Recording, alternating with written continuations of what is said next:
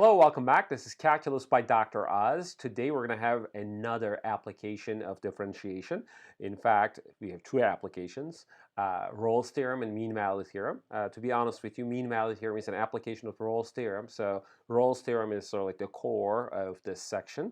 We're going to learn understanding the Rolle's theorem, the statement of the Rolle's theorem, and we're going to learn how to use Rolle's theorem.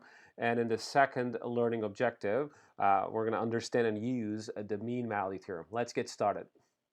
All right, let's recall what we did in the previous section. We talked about the extreme value theorem stating that a continuous function on a closed interval is guaranteed to have both a minimum and maximum on the interval.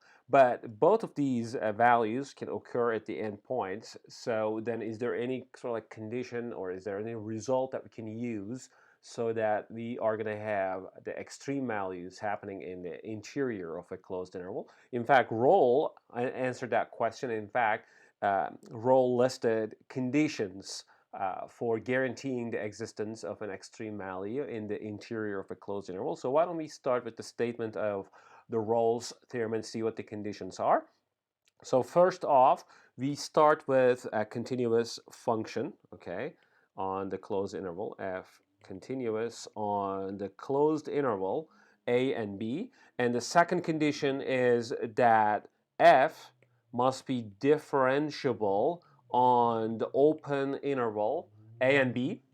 And finally, the last condition that Rolle is asking for is that f should attain the same value at the endpoint. So we're going to check again three conditions. One is the continuity on the closed interval AB, and the differentiability on the open interval A and B, and f attaining the same value at the endpoints. If these three conditions are satisfied, then it's guaranteed to have at least one number c. It could be more than one, but at least one is guaranteed, such that f prime at c equals 0. In other words, it's guaranteed to have a point where you have a horizontal tangent line, okay? And in fact, that makes c a critical point, okay? So this is the existence of a critical point. This implies that a critical number or critical point exists, okay? So a critical number exists, okay? And it could be, again, more than one. And here we go. Here's an example. We have a continuous and differentiable function. And as you see that f attains the same value. So if you look at the secant line connecting the endpoints here, you have a horizontal line. So that comes with slope 0. And in fact, the Rolle's theorem, this is a graphical explanation of the Rolle's theorem, the same sort of like slope is achieved for a tangent line at an interior point, and in fact that's where the slope of the tangent line is 0, then you have a critical point. So this is sort of like a cool visual application or visual representation of the Rolle's theorem. So now the question is like, what happens if the function is not differentiable at an interior point? So that's sort of like a violation of the Rolle's theorem, because you must have a differentiable function in the open interval. Well, in this case, at c, the function is not differentiable because there's a cusp over there, right? There's a sharp turn over there, but we still have a relative maximum. So in fact, we do not have a horizontal tangent line. So again, Rolle's theorem provides us sufficient conditions to have a critical point, okay? So if certain conditions of the theorem are not satisfied, that doesn't mean that the relative maximum is not, or minimum is not going to occur at an interior point. So this is a good, in fact, representative example saying like some conditions of the Rolle's theorem may fail, okay, but we still have a critical number. In fact, at that critical number, f prime is not defined. All right, let's go through an example to illustrate Rolle's theorem. We in fact have a quadratic, and the question is asking finding two x-intercepts of this function and showing that f prime is 0 at some point between the two x-intercepts.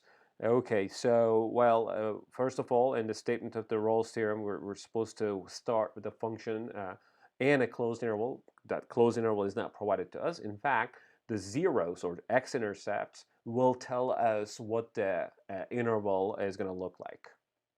All right, let's find these two x-intercepts. So we're going to set this function equal to 0.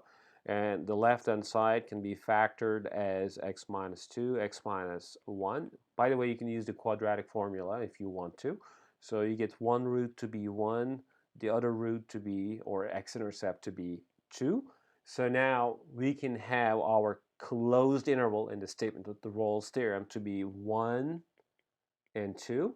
And the question again is asking like f prime must be 0 at some point between the two intercepts. And in fact, that's exactly what the Rolle's theorem says, right? But we have to verify the conditions of the Rolle's theorem first. All right, first condition is that f is continuous on the closed interval 1 and 2. Is that true? Well, f is a polynomial function and it's continuous, in fact, on the entire real line. So specifically continuous on the closed interval 1 and 2. The second condition is f is differentiable on the open interval 1 and 2. Is that true?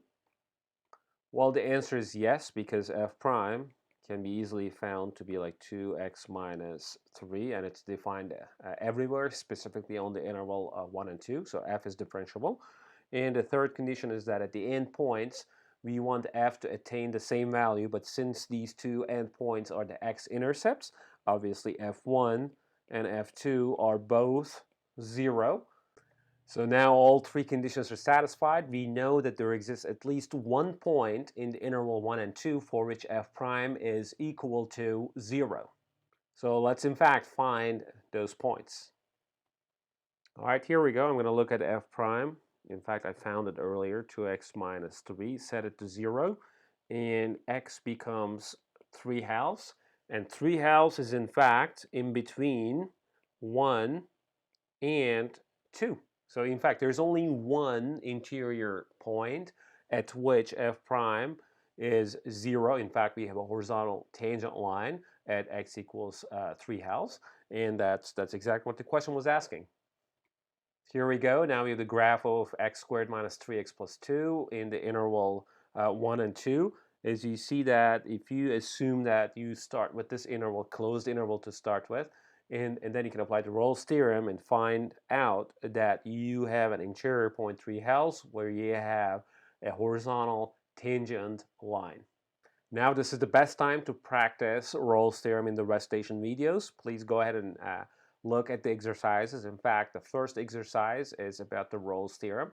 This question is asking to find two x-intercepts and showing that f prime at c equals 0 at some point between two x-intercepts. This is a very similar question in the example that I have just gone through. And another application of the Rolle's theorem, you have one function, absolute value type function defined on a closed interval, and a trig function defined on a closed interval. And the question is asking if the Rolle's theorem can be applied or not. So that means that you're going to check all the conditions of the Rolle's theorem for each function and interval. And that's again a very good application of the Rolle's theorem to just check if Rolle's theorem is applicable in fact before even you apply the Rolle's theorem. And then the last exercise, that's all about the Rolle's theorem as well. Please check that out. All right, we achieved the first learning objective and we're done with that one. So in the next video, I'm going to talk about the mean value theorem as an application of the Rolle's theorem. I'll see you in the next video. Bye.